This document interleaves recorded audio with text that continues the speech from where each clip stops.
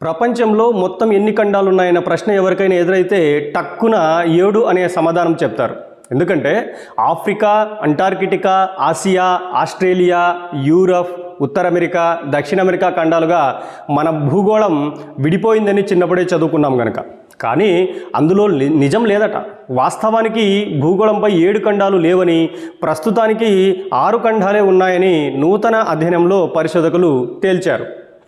మనం అనుకున్నట్టుగా ఉత్తర America, Europe వేరు పడలేదని, అవి ఖండాలుగా విడిపోయే ప్రక్రియ ఇంకా కొనసాగుతున్నదని డెర్బీ యూనివర్సిటీ పరిశోధకులు వెల్లడించారు.